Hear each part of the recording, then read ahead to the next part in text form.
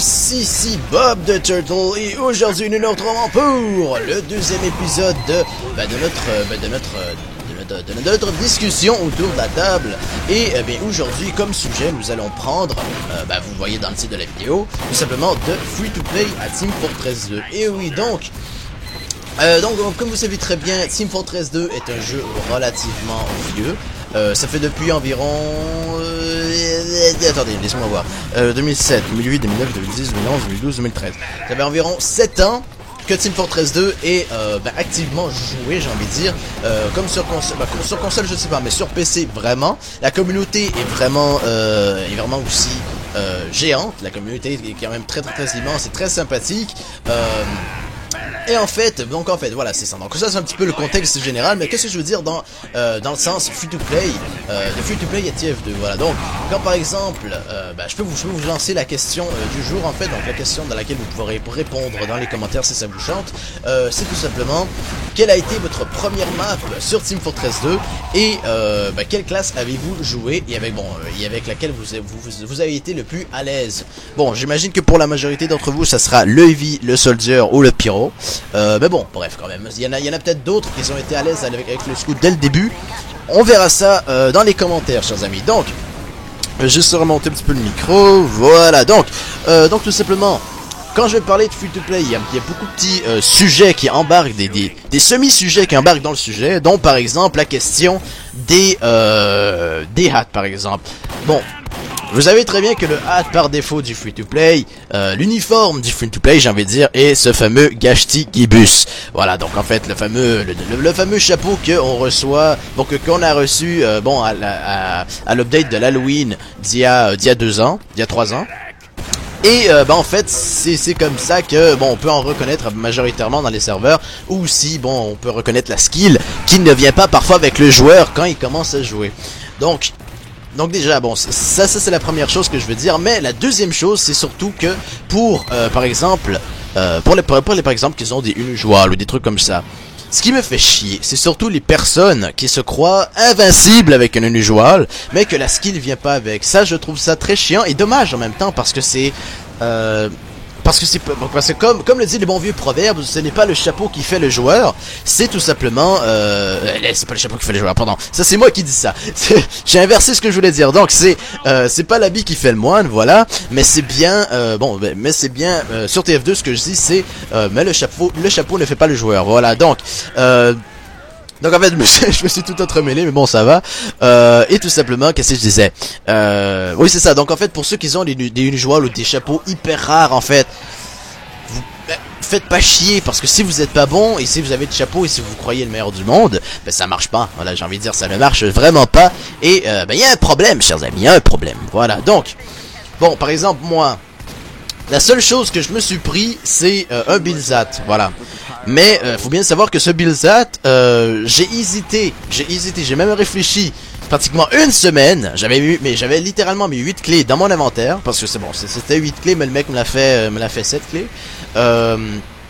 Et je me suis dit, je me disais vraiment, est-ce que j'ouvre mes boîtes ou je m'achète enfin mon Bilzat?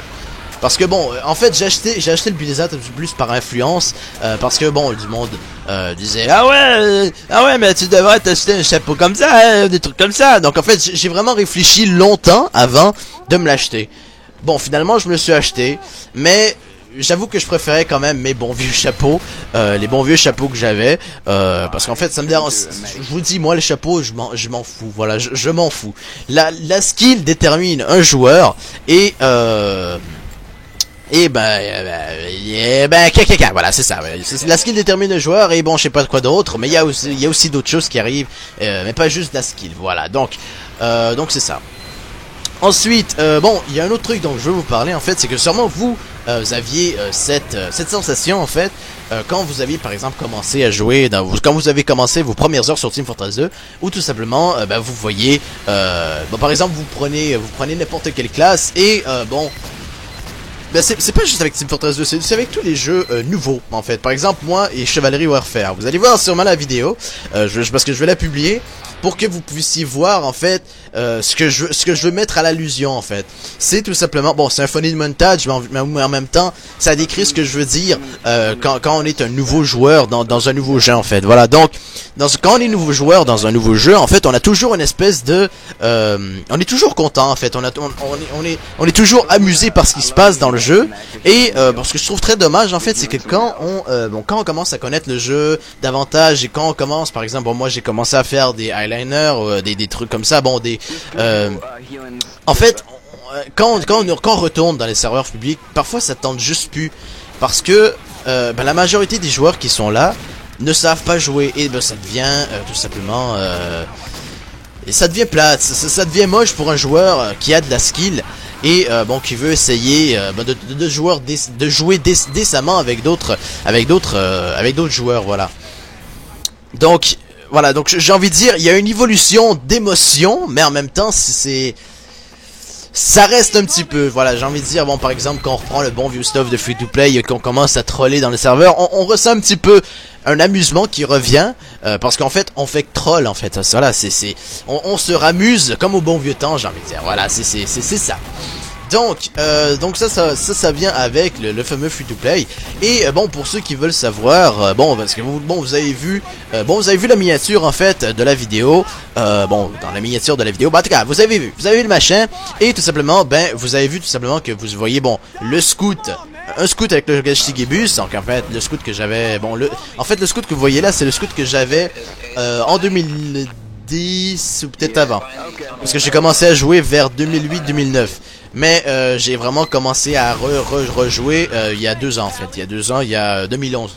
2 ans, oui, 2011. J'ai recommencé à jouer à Team Fortress 2 à 2011. Mais je me rappelle pas c'est quand que j'avais tout simplement commencé à vraiment jouer à Team Fortress 2. Je crois que c'était en 2009.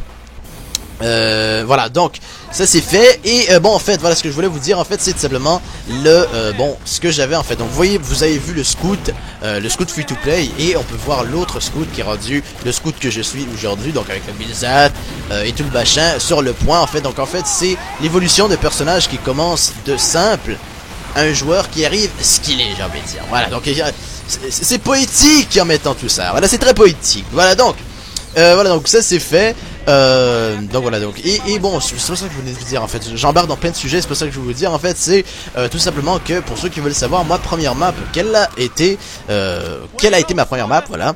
Elle a été tout simplement Gravel Pit, voilà, qui est une map extrêmement que moi j'aime bien, voilà, quand même. Bon, ça a été la première map que j'ai aimé en fait. Donc en fait, pour moi c'est bon chez moi.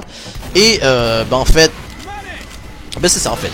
Pour moi, j'aime bien retourner sur Gravel Pit, même si Gravel Pit a été le serveur qui m'a forgé à TF2, c'est-à-dire dans le bon sens, mais en même temps dans le mauvais sens. En fait, donc j'en ai chié comme je m'en suis amusé dessus. Mais bon, voilà. Mais bon, ça reste quand même de très bons souvenirs, chers amis. Voilà, donc, ça a été ça. Et la première classe que j'avais essayé, c'était le scout. Bon, bien sûr, j'étais pourri avec. J'arrêtais pas de m'arrêter pour tirer quelques balles, mais bon, ça restait quand même les bonnes vieilles époques du free-to-play, chers amis. Donc sur ce, je vous laisse réfléchir là-dessus. J'espère que cet épisode vous aura plu.